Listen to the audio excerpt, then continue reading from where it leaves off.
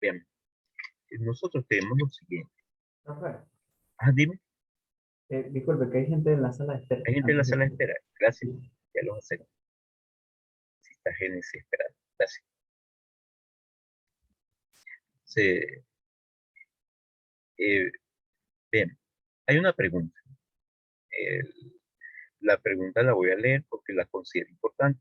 Dice así, es solo para confirmar, si nos piden hallar el flujo total en una superficie, ¿es hallar el campo por región usando la ley de Gauss? ¿Siempre será así? No lo hay. Acuérdate que nosotros tenemos lo siguiente. El flujo realmente es este integral.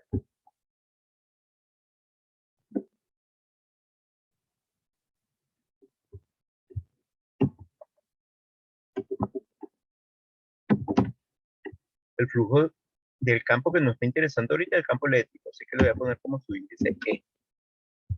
El flujo se encuentra en función de esta integral, pero cuidado, fíjate que hay que notar la manera de escribir las cosas. El producto escalar del campo por el diferencial de superficie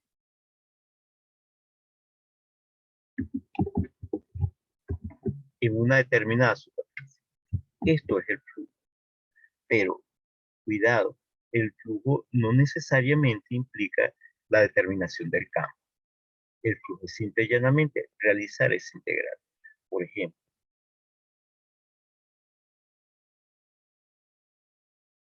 ponte que tengo una superficie plana, voy a ponerlo también plana, me copiarme el sistema de referencia que lo tenía anteriormente, para no tener que estar haciéndolo nuevamente.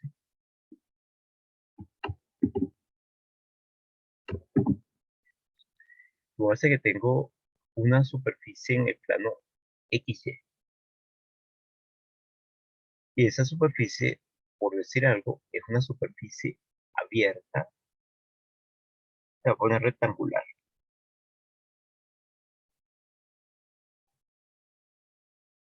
Superficie de un rectángulo. Esa superficie vamos a ponerle aquí unos valores para saber cuáles son los límites, la frontera de la superficie. Vamos a hacer que esto lo llamo, por ejemplo, A, y esto otra vez voy a cambiarlo, como lo había hecho anteriormente, en la explicación anterior. Puede ser cualquiera. De hecho, hasta podría ser de no tener la superficie centrada en el origen. Voy a ponerle aquí una trama,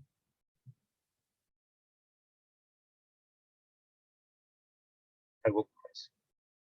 Esa es la superficie y necesitamos el flujo de un campo en esa superficie. Nótalo, Mar, noten todos ustedes, la superficie no es cerrada, es abierta. Una superficie cerrada encierra algo. Estamos hablando de una superficie plana, ella no está encerrando nada, por lo tanto es una superficie abierta. Y vamos a hablar de un campo. Así que nosotros tenemos un campo como este.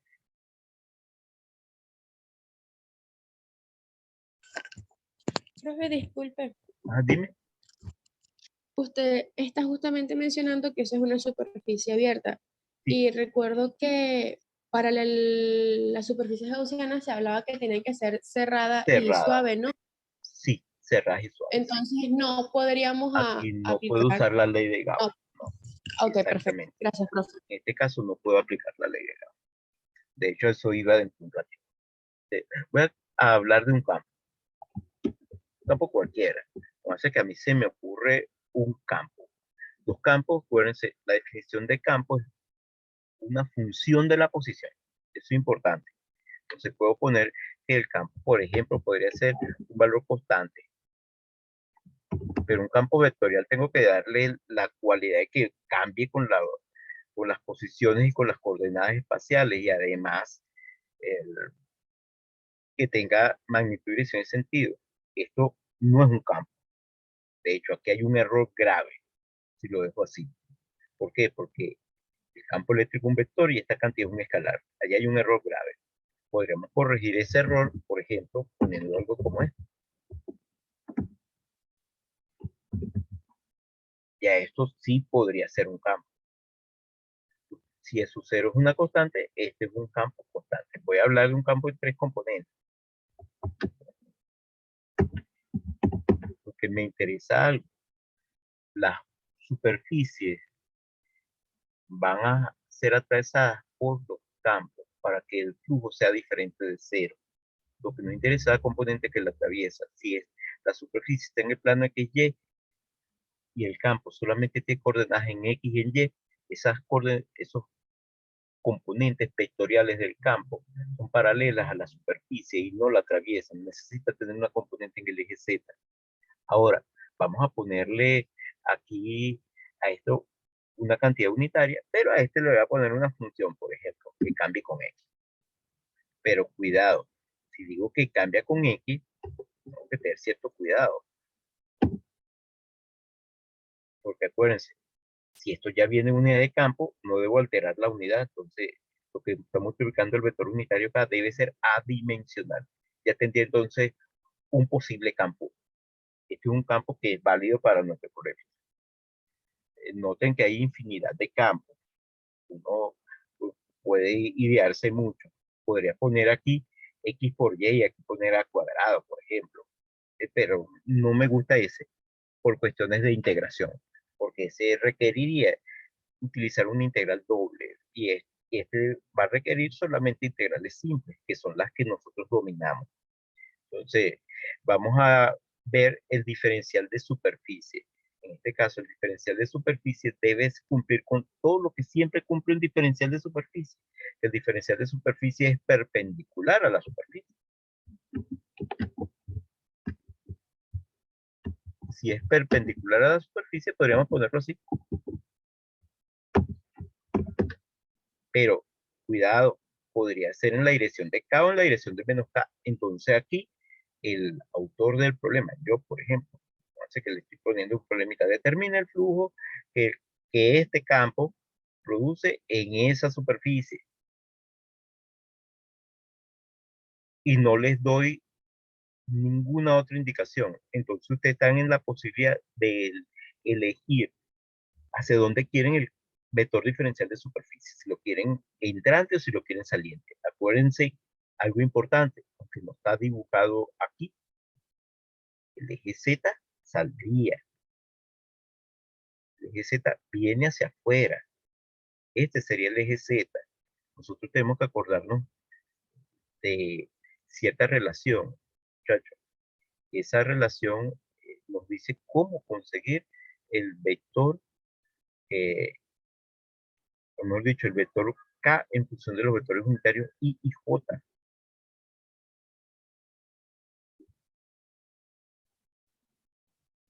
O sea, aquí tendríamos nuestro Z. Este es el eje Z. Sale.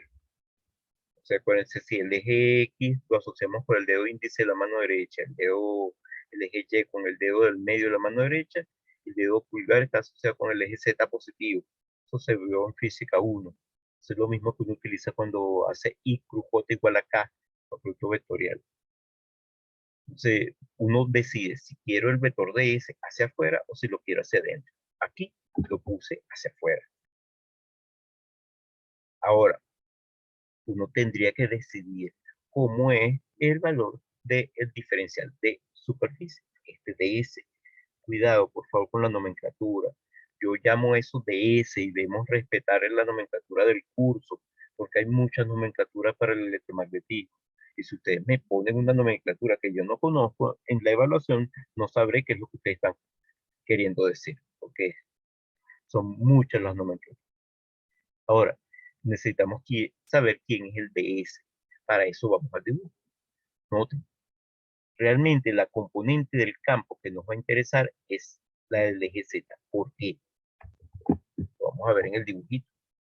Nosotros, al hacer el producto escalar del campo punto DS, vamos a ver entonces esto, el campo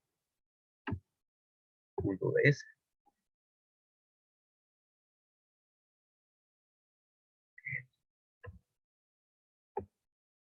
Si realizamos este producto escalar, de hecho esto es lo que llaman flujo elemental. Flujo elemental muchas veces se denota así, como un diferencial de flujo. Si realizamos ese producto escalar, voy a hacer lo que abajo.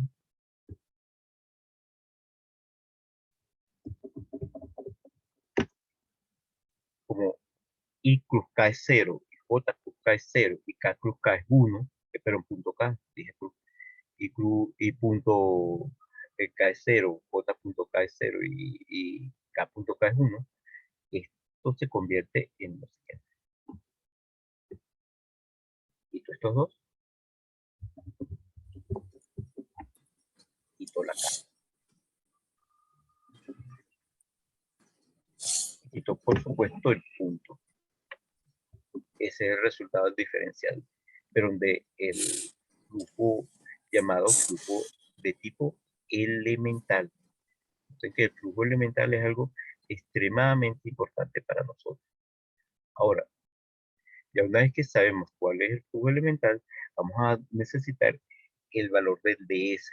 Ese DS es un diferencial de superficie. Vean, esto depende solamente de la X. Puede cambiar con la X. Entonces vamos al dibujo y vamos a ver qué pasa cuando la X es constante. Para ver cuál es la contribución en la X constante.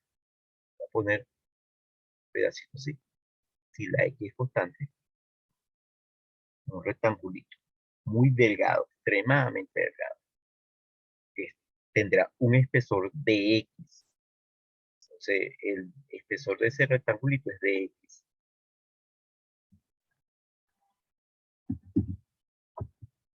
Y la altura de ese rectángulo es A. Vamos a calcular ahora el área de ese rectángulo. Noten que para distintos valores de X, vamos a tener que lo que estaría cambiando es la X. Pero el valor de la forma del rectángulo no cambia. Su área es la base por la altura, y la altura es A. Por lo tanto, el DS se convierte en A por B. Área de un rectángulo. Una vez que tenemos eso de flujo, lo podemos poner así. No borrar esto porque, como dije anteriormente, igual que en el caso anterior, esto es redundante, ya lo tenemos. Y este DS lo voy a poner como A por B. Ahora, si quisiésemos conseguir el flujo, tenemos que integrar, pero la variable es X. Siempre el diferencial nos dice la variable. ¿De dónde a dónde varía la X? Muchachos, díganmelo ustedes. De 0 a B. De De 0 0 a a B. B. Perfecto, muchachos. Entonces el flujo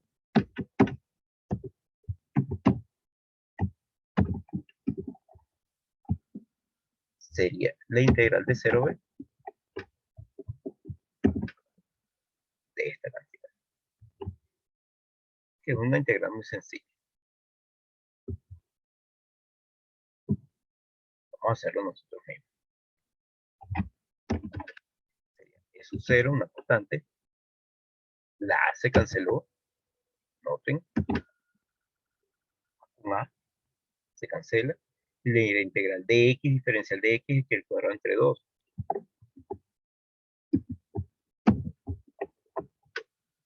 Y esto lo evaluamos de 0 a B.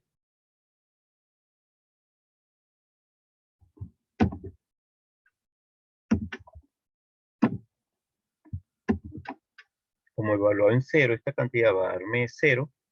Entonces es un 0 entre 2 por B cuadrado. Ese es el valor del flujo. Noten que estamos usando el flujo, pero no estamos calculando el campo, porque el campo en este caso fue dado. No podemos calcular el campo porque lo conocemos.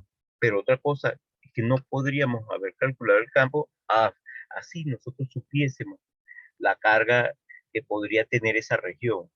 pero es que esa región ni siquiera es necesario que tenga carga. ¿Por qué?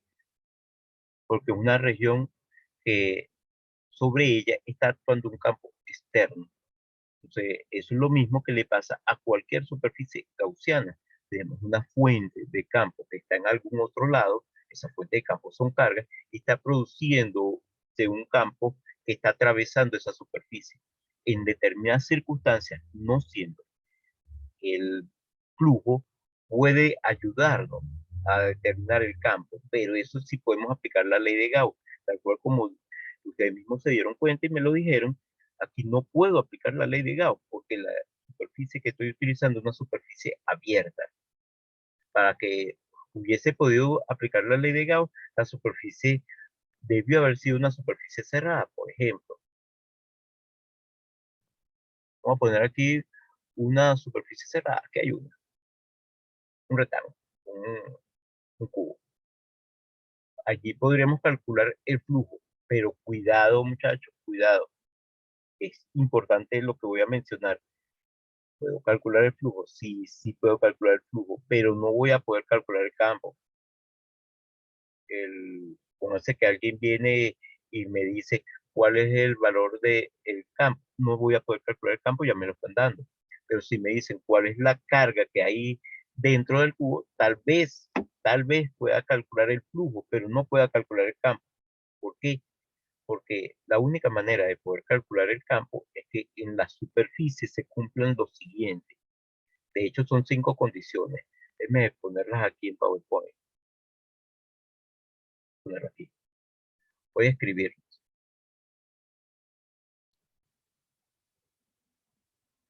Las condiciones que se cumplen. Esto está en una de las presentaciones, pero voy a repetirla aquí.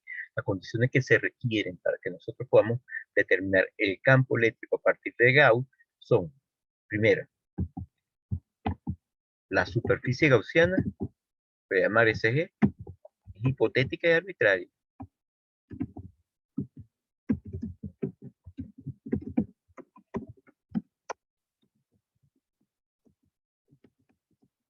Eso significa que nosotros podemos poner esa superficie gaussiana donde querramos y le podemos dar la forma que se nos antoje.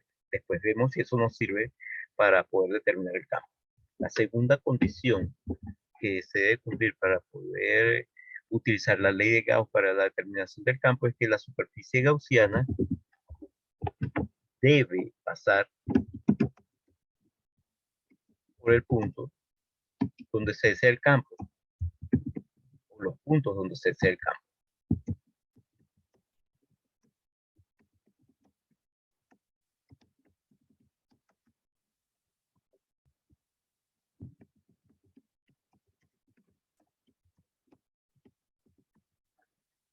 La tercera condición es que la superficie gaussiana debe contener a las fuentes del campo.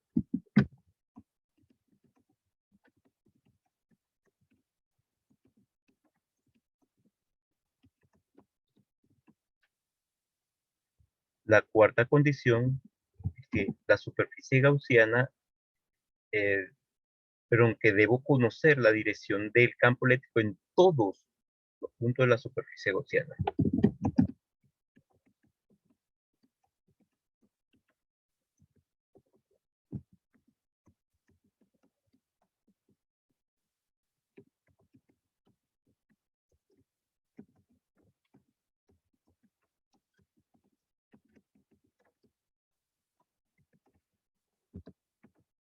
Y la última condición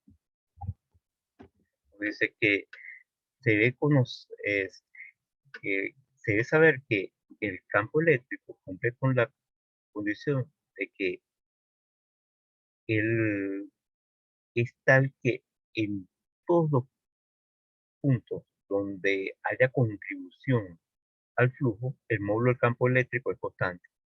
Entonces, eso se puede expresar de muchas formas. Voy a ponerlo de una. La componente del campo eléctrico en la dirección normal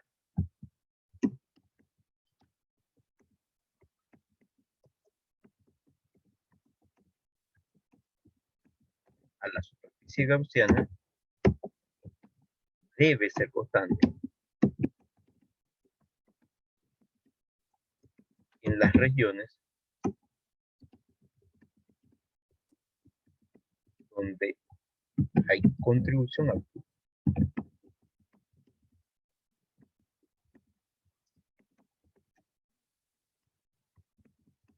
Esto es importante aquí. Las regiones donde hay contribución. Es decir, dicho en lenguaje un poco coloquial, lo que nos interesa es poder sacar fuera el integral del módulo del campo eléctrico por ser constante. Pero en las regiones donde haya contribución al flujo, porque puede ser que el campo eléctrico no atraviese una determinada superficie, en esa superficie sea variable, pero no contribuye al flujo porque no es perpendicular a esa superficie. Entonces, en ese caso eso no nos va a importar. Aquí el programa me pone en mayúscula siempre que hice el cambio de una línea a otra, así que disculpen que aquí hay unos errores ortográficos. Ahora, vean, esas son las 5 condiciones que se requieren para poder utilizar la ley de Gauss para el cálculo del campo en nuestro curso. Eso muchas veces se cumple cuando tenemos distribuciones cilíndricas, distribuciones esféricas, distribuciones planas, el campo para paredes infinitas. Esas son las distribuciones donde eso se cumple. Nosotros podríamos utilizar ese tipo de distribuciones conocidas las cargas de esa distribución, el valor del campo eléctrico que dicha distribución produce. Pero cuidado, eso es válido siempre. ¿Por qué? Porque deben cumplirse las 5 condiciones. Por ejemplo, si nosotros tenemos una esfera, que ya lo he usado varias veces, porque la esfera es el caso más sencillo porque nos da una simetría que tiene infinitos ejes de simetría y son muy fáciles de resolver. Supóngase que tenemos una esfera, pero que tenga una densidad como esta. Voy a poner una esfera distinta y una densidad diferente a la que hemos utilizado eh, mm, casi siempre. Supóngase que digo que tengo una esfera que tiene una densidad que tiene esta forma, una constante, que está multiplicada por x, donde x es la posición y la voy a dividir entre el radio de la esfera. Supóngase que este es el radio de la esfera. Noten que esta densidad no es constante. Nosotros ya hemos tratado problemas de densidad no constante, pero en ese caso tenían esta forma.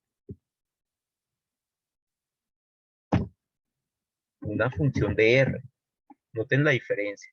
Esta es función de X, esta es función de R. ¿Qué pasa? Que aquí, si nosotros tenemos algo como esto, no sabemos la dirección del campo en todos los puntos de la superficie gaussiana. ¿Por qué? Porque si nosotros hubiésemos dibujado la esfera, sé que aquí dibujamos una esferita, no lo voy a hacer sin mucho detalle, fíjense que este circulito que está aquí es de esfera. Y tenemos el sistema coordenado, un eje X y un eje Y.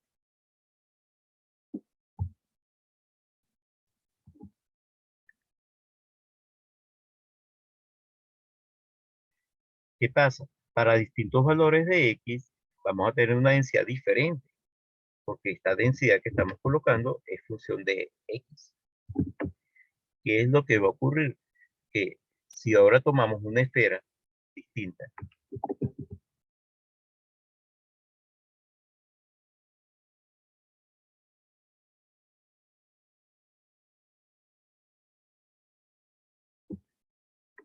cualquier esfera de esta,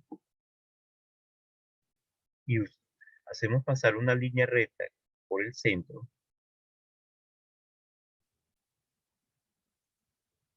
antes esto era un eje de simetría de la geometría esférica, sí, sigue siendo así, pero ¿qué pasa?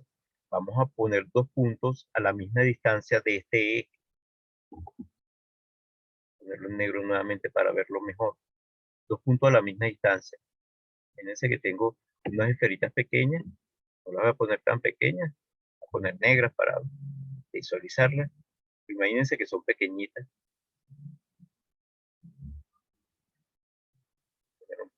poquitico más pequeña, pero no mucho.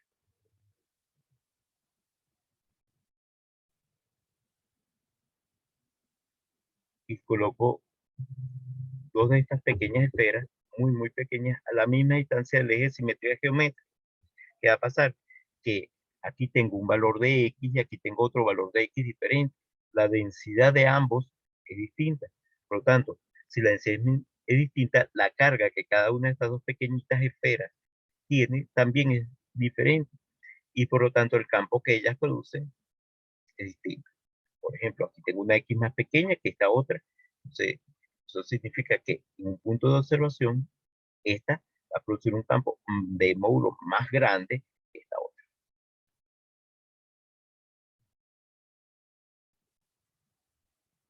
Y cuando sumemos estos dos vectores, un vector que va de aquí para acá y otro vector que va de aquí para acá, si hacemos eso, usando la regla del paralelogramo, vamos a encontrar que el vector suma de esos dos diferenciales de campo vendría así. No tiene la dirección radial. Por lo tanto, ese problema de determinación del campo eléctrico, de esa situación donde la densidad es función solamente de R, no tiene como superficie gaussiana óptima que nos permita determinar cuál es el valor del campo a una esfera. De hecho, es un problema que no se podría resolver por la ley de Gauss. ¿Por qué? Vamos a las condiciones. Habíamos dicho que se deberían cumplir algunas condiciones. Aquí, la superficie gaussiana hipotética arbitraria la podemos poner como nosotros querramos. Debe pasar por el punto donde se requiere conocer campo, eso es cierto, siempre vamos a poder conocer. Se debe contener la fuente de campo, también es cierta. La podemos poner de forma tal que encierra la esfera, pero también nos queda, se debe conocer la dirección del campo eléctrico en todos los puntos de la superficie gaussiana. La respuesta es no lo conozco. Porque, ven, en nuestro dibujito no se hace a dónde apunta el campo. Por lo tanto, ese problema en particular no sería un problema del cálculo del campo eléctrico mediante la ley de Gauss. Escapa en cierta forma a la ley de Gauss. Podríamos resolverlo con la integral de superposición, pero en este caso esa integral de superposición es muy elaborada. Requiere que nosotros tengamos cierto tipo de virtuosismo. Y es importante esto, muchachos. A los ingenieros se nos pide que resolvamos problemas. A veces la resolución de esos problemas de forma óptima requiere cierto tipo de virtuosismo, pero no todos los ingenieros deben ser virtuosos. Eso es importante. De hecho, ¿alguno de ustedes toca algún instrumento musical? Una pregunta. No, No, pero alguno de ustedes sí. personalmente no. Perfecto. Entonces, ¿pero alguno de ustedes lo toca? No sé, porque si alguno de ustedes lo toca, puede darse cuenta de lo que yo le estoy mencionando. Un pianista es un pianista, no necesariamente es un virtuoso, pero de todas maneras es pianista. Un guitarrista puede ser guitarrista sin que necesariamente sea un virtuoso, es guitarrista. Un ingeniero puede ser ingeniero sin que necesariamente sea un virtuoso, es simple y llanamente ingeniero. Hay aquellos que sobresalen. Entonces, un problema como ese, a nuestro nivel, sería un problema que requiere cierto tipo de virtuosismo. Es decir, algunas aptitudes para resolver el problema que no necesariamente las tiene cualquier persona. Pero es un problema que se puede resolver con las herramientas de nuestro curso. Sí, sí se puede resolver. ¿Cuál es la dificultad? Que estamos hablando de 3 dimensiones. Estos vectores, realmente son vectores en 3 dimensiones, que no estoy dibujando en el plano, pero son vectores de 3 dimensiones.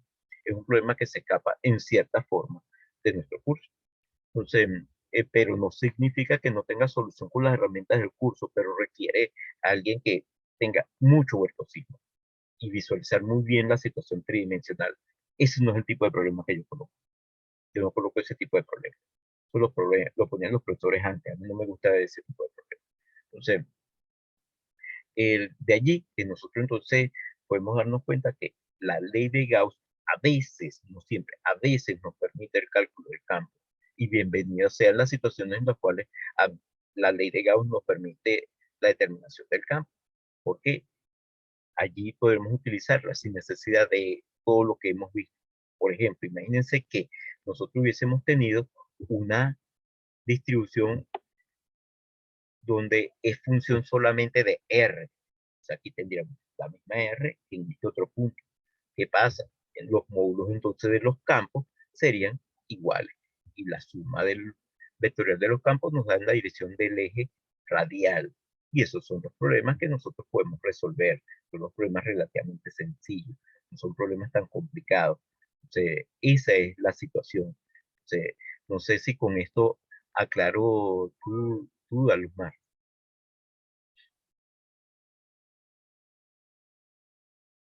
Dice que la ley de Gauss no siempre es la herramienta para calcular el campo. La ley de Gauss siempre nos va a permitir el cálculo del flujo. De hecho, en un problema como ese, podríamos calcular cuál es el valor del flujo, calculando la carga total dentro de la esfera, que tampoco sería bueno en nuestro curso, porque la integral que queda no tampoco es una integral tan sencilla.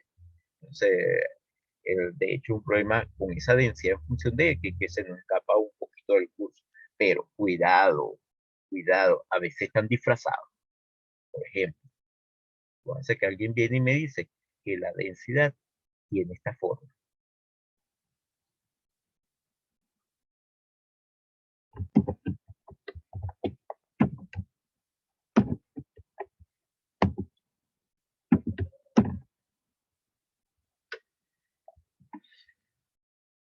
Aquí voy a poner.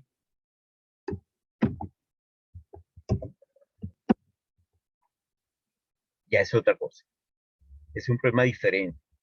¿Por qué? Porque la ecuación de una esfera es el lugar geométrico de todos los puntos que están a la misma distancia de un punto. Si ustedes se acuerdan, si X es una posición, Y es una posición y Z es una posición, este será el módulo del vector posición elevado al cuadrado. Esto es R cuadrado.